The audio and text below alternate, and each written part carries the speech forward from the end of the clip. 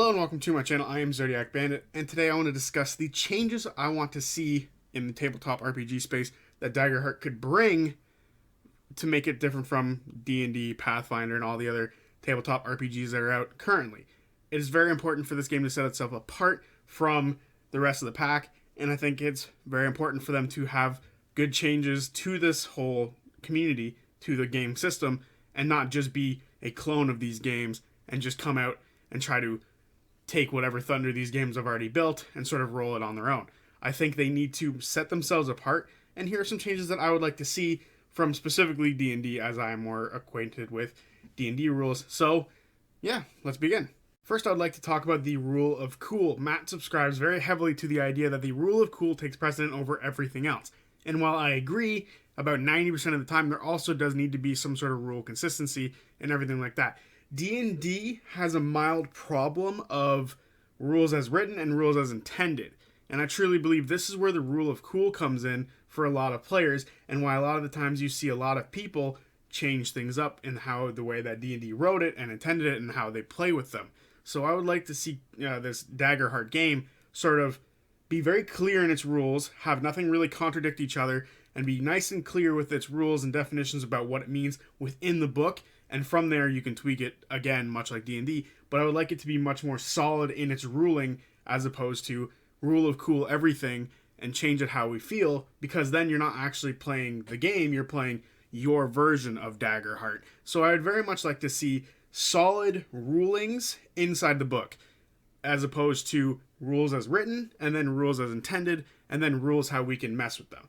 This is something that I've struggled with a lot playing D&D, where we've had plenty of times at my own table where someone says this is how this works, but that's not how the book says it, but that's stupid. So I would like this game to sort of get the rules down pat, so there isn't these kind of stops in the gameplay to discuss what the hell should be going on. Now, of course, this is going to happen anyway, especially when you're just starting out in a new game, but I would very much like to see this sort of go away, because like I said, it's annoying to have to look at how it's intended, how it's written, and then how we can change it to actually make it work within the game. So that's the first thing I would like. I would like them to sort of streamline or print it out verbatim, and depending on how things go, you could change it, but if it's a very good rule, there's no reason to change it anyway.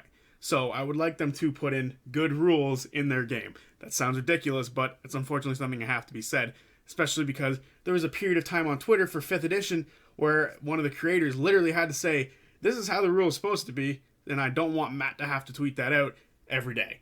So put them rules in the book so we can solidify them and make sure they're good. I guess that's the first one. It's kind of a complicated point. Anyway, give me some good rules. That's all I want. Good rules. And for the second change I would like to see, I want the martial classes to feel just as good in the later game as a lot of the magical classes. As of right now, in D&D specifically, magic classes destroy. They absolutely outclass, and especially with prep time. If with prep time, a wizard is unstoppable at the higher levels. I would very much like to see a precedent for magical and melee classes to be equal. They're the same, so even if you went this way, you can still feel as powerful as the guy who went that way. So I'd very much like to see some sort of balance between the two. Now, technically, some people are going to argue that melee classes are just as good. They attack more, they get potentially different things to stack on top of it all, more dice, especially Battlemaster with their maneuvers. But comparing that to quite a few endless resources that they could have if you're a wizard and you have a bunch of clones and you have no way to die and you can constantly be put back into a different clone body, it's kind of impossible to sort of put the two up against each other and see who would actually come out on top, because, like I said, that level 20 fighter is going to be able to kill this guy a few times, but he can come back and he can't. So there's a bit of a disparity here between things. I would very much like to see the martial classes be built up, or you take the magic classes and take them down. As much as I don't like that idea, I'd rather see the melee classes be put up on a higher pedestal than what they are currently, which is why I really like Orem, because Orem is doing a fantastic job of trying to make it look like that, but he just ends up getting outclassed a lot in some of the combats they have. And it's unfortunate that's why most subclasses now include some sort of magical aspect to a lot of them, which kind of sucks because that means there's less focus on melee itself. And sometimes when you do look at the melee classes, they look freaking broken. Like, I would wager that a lot of people don't like rogues because they do so many good things for no real good reason. They have a lot of expertise, and, you know, it's kind of gross how much they do. So I want to make it so it's not broken, but also so they're not shit. Some of the worst classes come from D&D are half-casters, and half-casters are terrible in a lot of places. I would say, honestly, most ranger classes are terrible. So if you want to make these melee classes or half-casters better, you have to do something about it, and I would very much like to see them do that. I think there's been a lot of focus on that from Matt, like he's done a handful of half-caster type classes before in the past, and he happens to like them, I think. So personally, I would like to see them be boosted up in DaggerHeart. That way we can have less of a disparity between these wizards and sorcerers over here being gods and goddesses, and these fighters over here being champions. I would like to see them also be gods, or maybe bring down the gods over here and make them champions of magic as well. Like I said, hard to put this exactly into how I would fix it, but I would just like to see this changed because I personally feel like magic is insane in 5th edition for a lot of things. So, yeah, making it equal would be a lot of fun for me. So, the next thing I want to talk about is armor, because armor in 5th edition to me is really kind of boring and, like, streamlined. I would prefer it to be much more complicated and customizable, because it doesn't have to be terribly complicated. I would like different levels of defense from different levels of material. Simple as that. Steel gauntlets are better than leather gauntlets, or, you know, whatever nth material, magic material is better than steel material or iron material. You see what I mean? It's very simple. It doesn't have to be super, super complex, but it also doesn't have to be as simple as it is, which is this over here is plus 12, or is 12 to your AC plus your modifier, but only a max of plus 2. That's really lame. I would prefer it be either you have a lot of customization and those things add up together to equal your AC, and if you're some sort of class that is like very agile and you get like some sort of ability to add to your AC, that would be dope. But I would prefer it to just be that armor, or if you're going to be a more agile character, you don't have to rely on armor as much. One of those things that I've always hated about characters like this is like you're a sleek pirate who doesn't wear a lot of armor, but if you don't wear armor in D&D, you get hit. Even though you would be excellent at parrying, even though you'd be excellent at dodging, your footwork would be immaculate. So to me, I've always hated the way armor works in D&D, so I'd very much like to see changes to the armor system in DaggerHeart. So that would be cool to me. I think a change in armor would be very widely accepted by most people. I feel like that is one of the kind of the stinging points a lot of people put out there when it comes to comparing it to other editions of D&D, because it is kind of lame the way that armor works in 5th edition. So DaggerHeart, change it. That would be cool.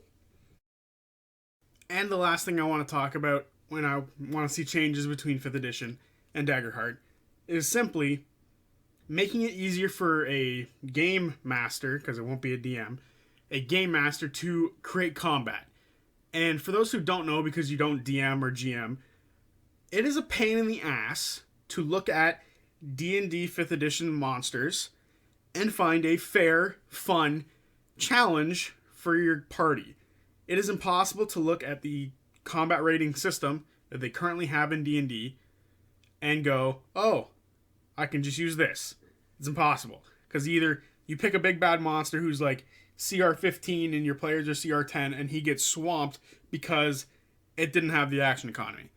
Or you pick 15 like C 1/4 and your players are level 8 and they get swamped because they get outnumbered and the action economy is not in their favor. This is what I'm saying when it comes to making things fair and balanced, because a lot of times you have to have a big bad and sometimes a handful of small minions behind him to sort of equal out the action economy, or you have to give him legendary resistances, legendary actions, and a bunch of shit on top of it. A layer action, which hardly gets used. But you see a lot of the time, Matt even has to do it. Legendary actions, resistances, layer actions, because that's what's going to help do this stuff, to balance it out and making easy and fun and fair. Because either you steamroll or you get steamrolled as a DM. And if you steamroll, it's unfair. If you get steamrolled, it's not fun. for the players or you. It's not fun if you get steamrolled and they get steamrolled. It's just not fun. So there's a strange balance you have to find. And of course, there are supplementary materials. Cobalt Fight Club is one of them that I use a lot.